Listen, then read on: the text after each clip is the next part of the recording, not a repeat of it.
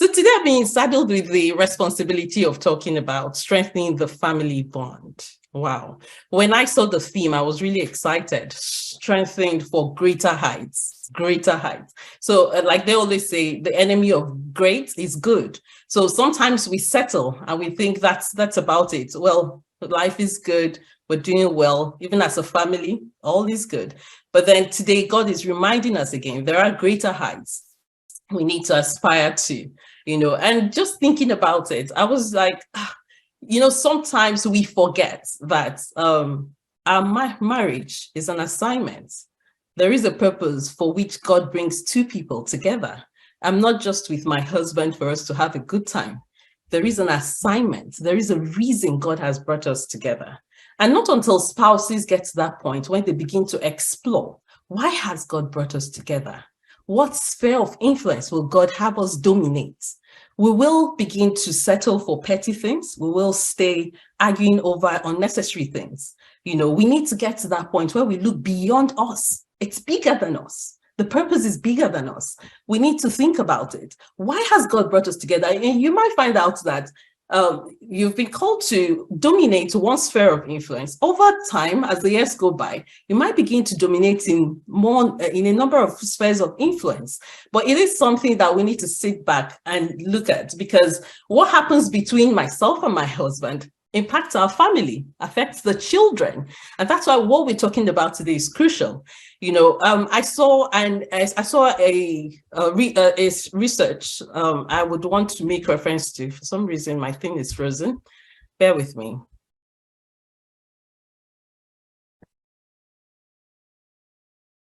Okay, so I saw these statistics, and it was talking about something done with over 26,000 teenagers. Okay, and he just said something as simple as sharing meal at the table, dinner table, impacted the lives of these teenagers. For those between 11 to 15, it made their emotional health better. And for other teenagers, they realized that there were fewer emotional and behavioral issues. Can you think about it? That some of the things that we have to grapple with, get therapists involved in, get counselors involved in, get the pastors at school involved. Family dinners took care of those. Just time at the table, because at the table, a lot will be going back and forth, we'll be sharing. Even as parents, you're open to share about your day. How was your day? So children are learning a lot. They are picking a lot. And that's why what we're talking about is really crucial. I'll take us to our focus scripture, which is Hebrews 11, verse 11.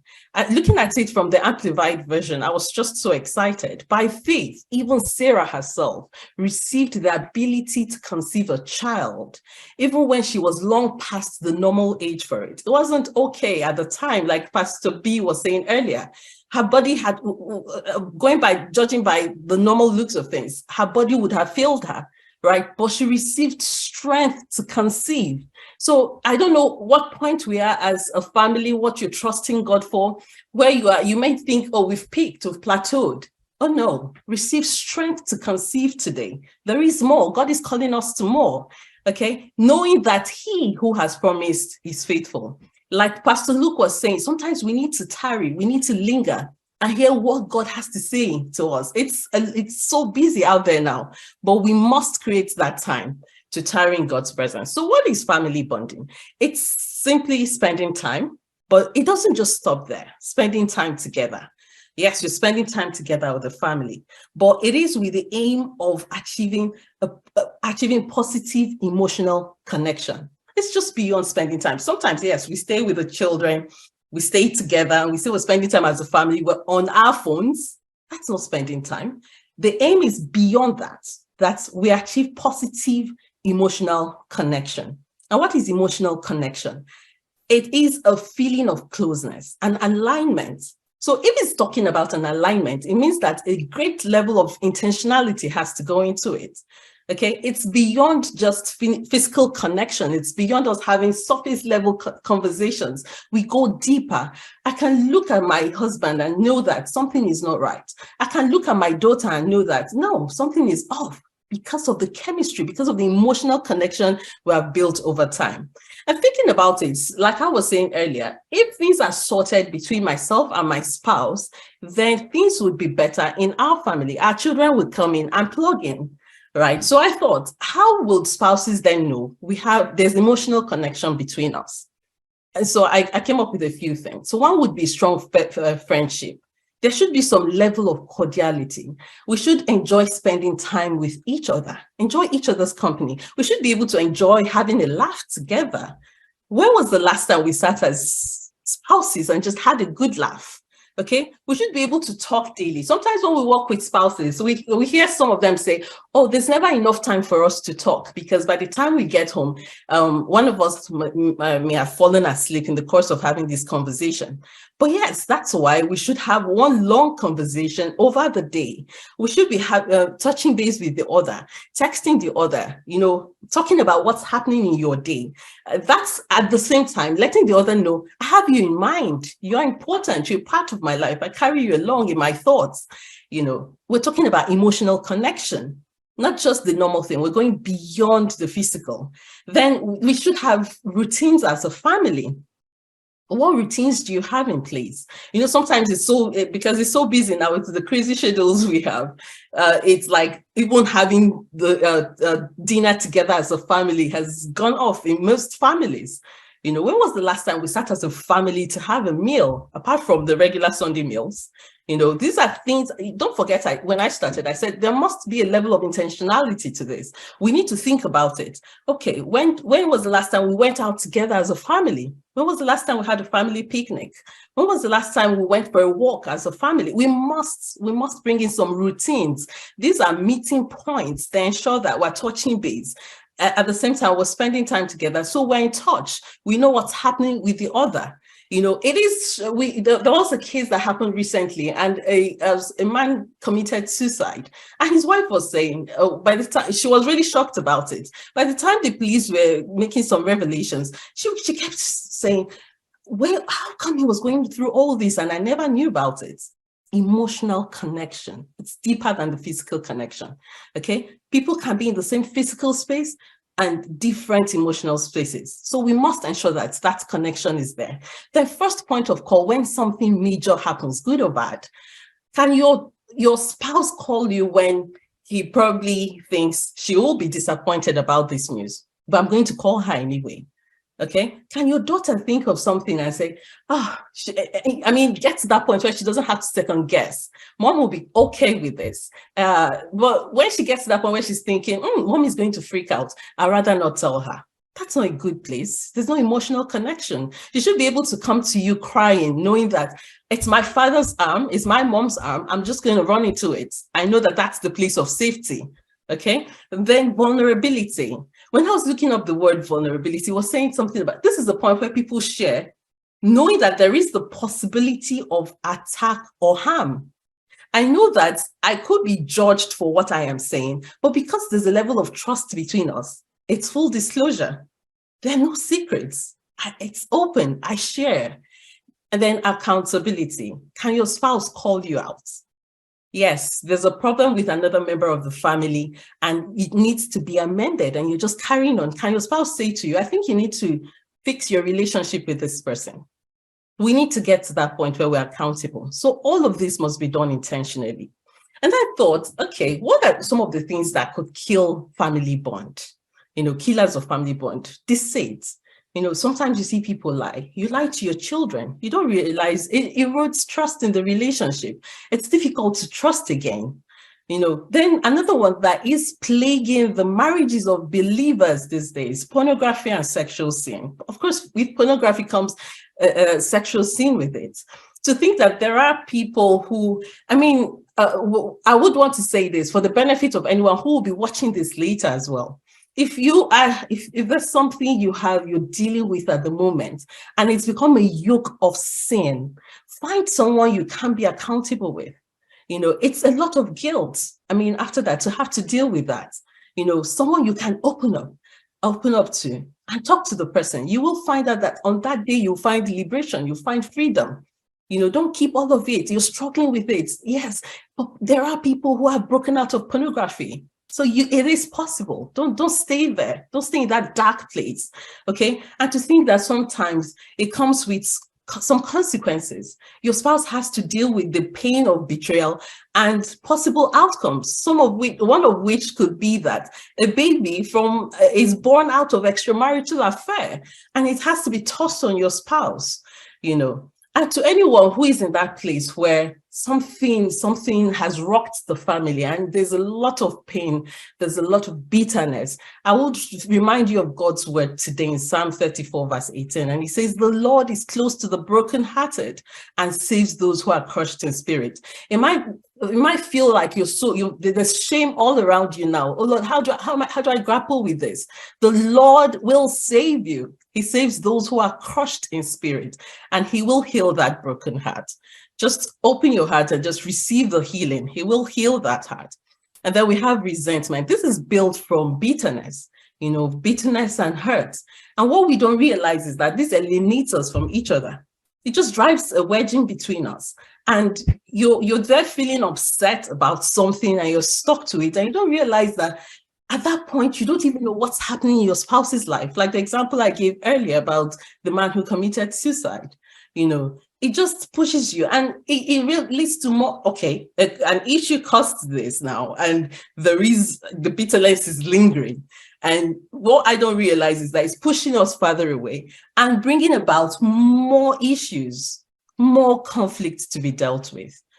Come on, let's open our hearts to some of these things. Let's not let things get so bad, and then chronic stress. Chronic stress leads to burnout.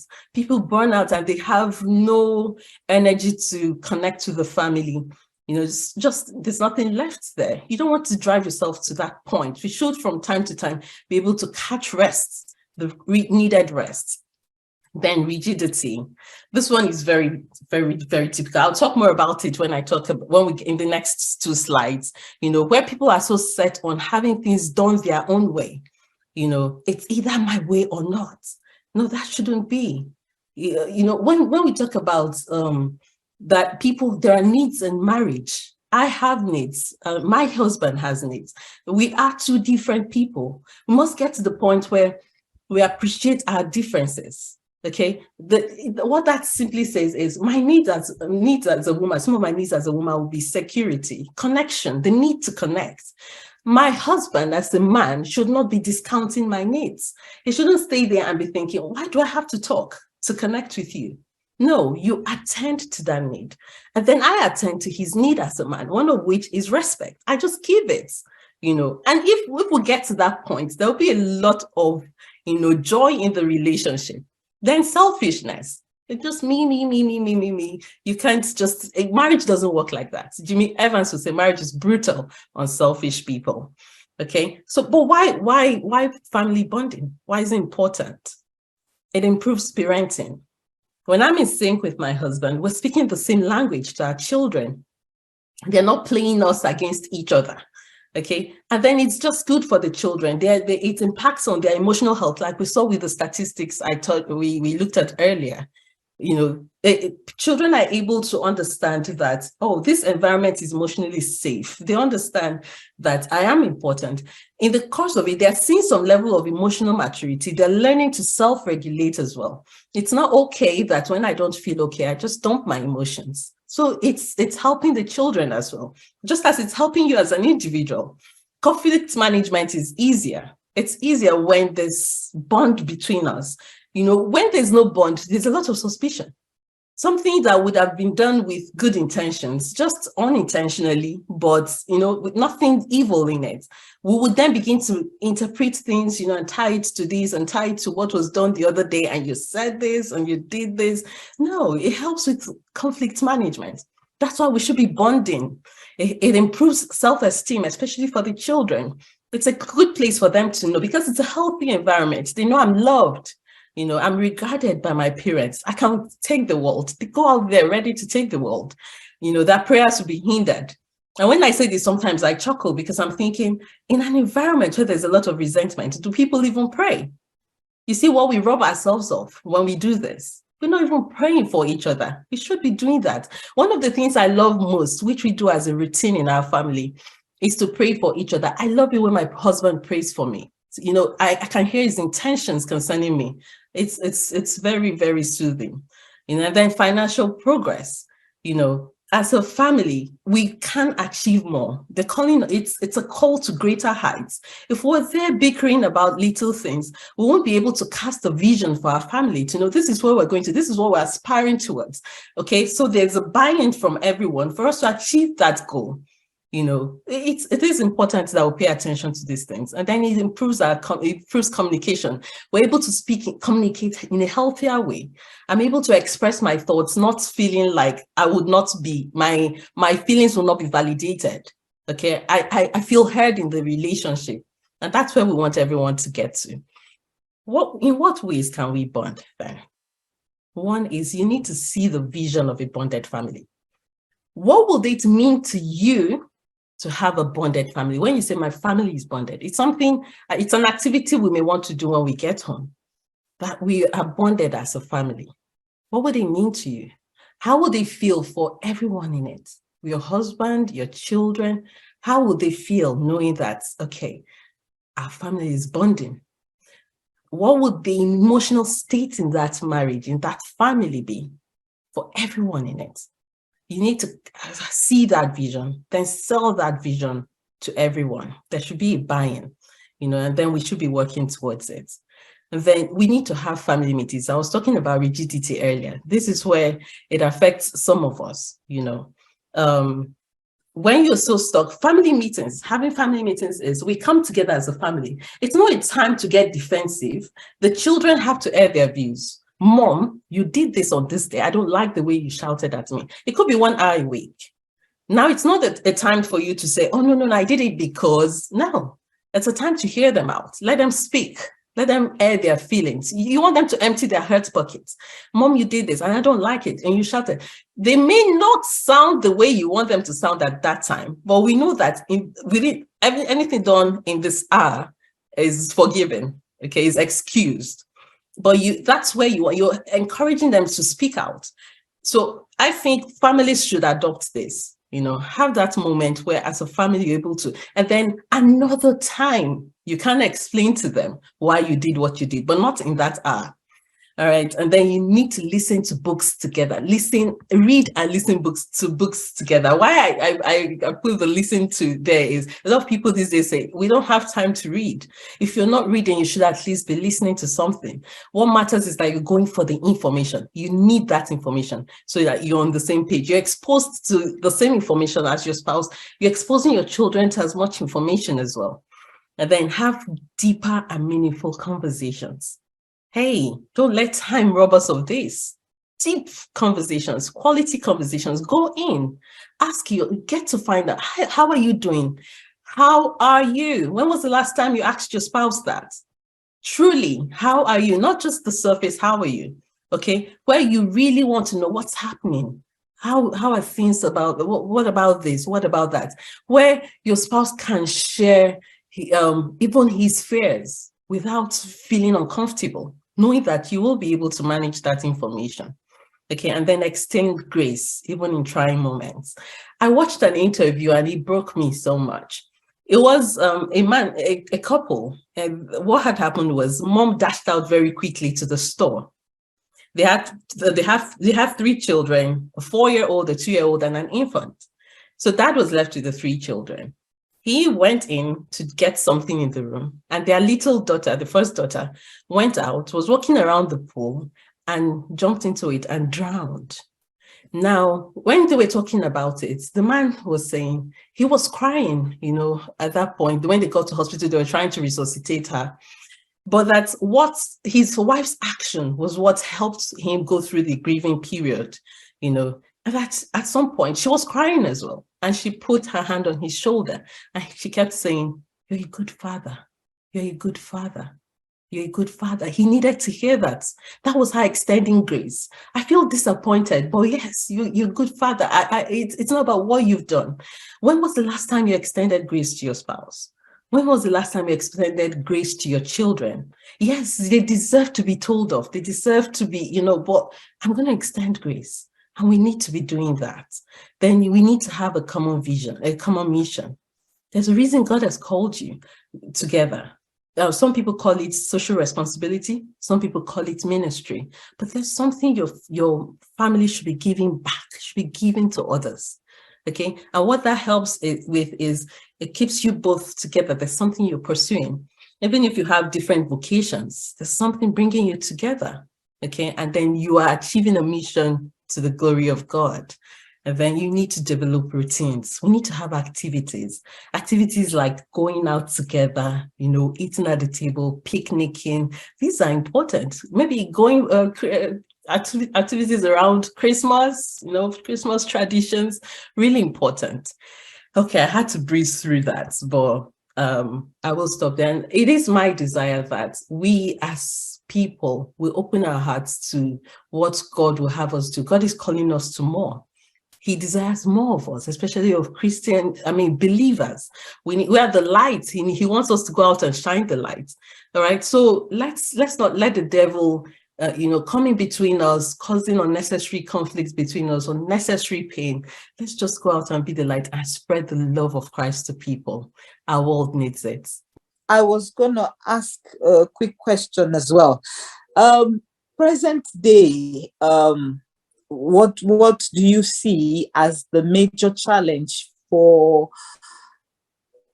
how do I put it? So things like the family dinner we talked about, things like going out as a family and all of that, they are kind of family traditions, right? If I want to use that terminology, what do you see what are the major challenges in present day modern parenting? I mean, in our time, you couldn't tell your parents, there were no phones to start with, that you say, okay, you're using a phone or something.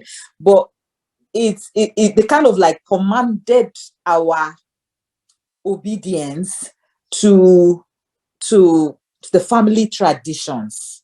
So what are the challenges of us present day parents to be able to lay family traditions, and what are the best ways to overcome them?